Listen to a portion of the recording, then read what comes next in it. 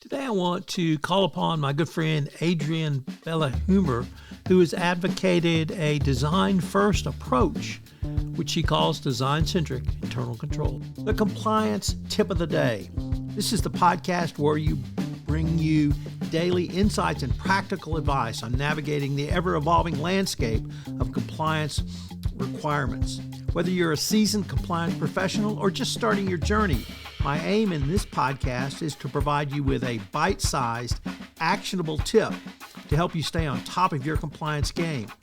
And now I'd like to say a few words about the latest podcast on the Compliance Podcast Network, AI Today in 5 with 5. Thrilled to announce the inaugural episode of my latest podcast series, AI Today in 5. I wanted to do a short, curated set of stories and news stories about AI for the compliance professional and the greater business professional.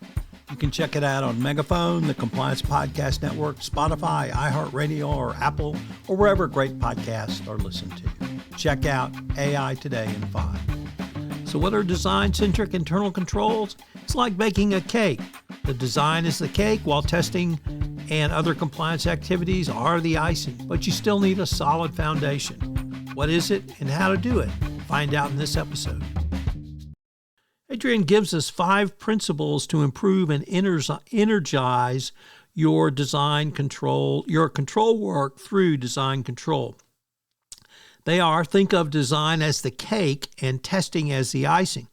Focus on building a strong, well-thought-out process before jumping into any testing. This approach ensures that the foundation is solid and you can withstand scrutiny. 2, access the organization's level of maturity. Tailor your internal control program to your organization's stage of development. A one-size-fits-all approach is ineffective as different organizations have varying needs and challenges. 3, focus on habits, not theory. Practical, habitual practices are more effective than theoretical concepts.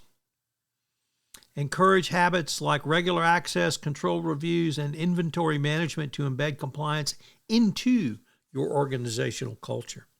Support continuous improvement. Internal controls are not static. They are dynamic. That's one thing that we have learned this entire week.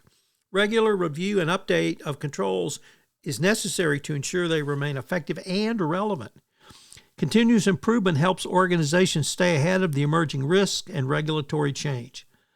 And number 5, keep it interesting. To maintain engagement and effectiveness, vary the techniques used in internal control assessments. Workshops, interviews, and creative diagramming can provide fresh perspectives and uncover new insights. We rarely talk about workshops to discuss internal controls and improvements, but Adrian advocates these. These workshops involve various stakeholders, including internal auditors, compliance officers, and business unit leaders. By fostering open dialogue and collaboration, these sessions can identify inefficiencies, propose improvements, and build stronger relationships between auditors and the internal teams they service. These workshops should occur before external audits. This pre-audit preparation allows organizations to address many issues internally, reducing the likelihood of negative findings around an audit. Moreover, involving the internal team in the design process helps build a sense of ownership and community. This ties directly into what Christina Ravello talked to us or told us about last week, where Walmart literally on a quarterly basis would review the controls for the business unit. And if you use this process advocated by Adrienne, I think you will see that you can have a very powerful process internally that will not cost you any more money and allow stakeholders to have a part in the internal control process. So what are today's 3 key takeaways? Number 1, design-centric internal controls are essential because they lay the foundation for effective compliance. 2, avoid allowing your internal controls into a state of complacency. And 3, there is a role for internal controls in supporting a culture of speak up. Yes, how do you do that and why should you? It's pretty clear that internal controls can be a very powerful tool for you if used effectively. I'm happy to do for you, the compliance profession, is if you have a question or a series of questions you would like some compliance tips on, I'm happy to take any requests that you might want, certainly anonymize them, and give you a quick tip, either one quick tip or maybe a week's worth of quick tips. So if you have any tips you want about your compliance program, you can shoot me an email at tfox@tfoxlaw.com. This podcast was created and produced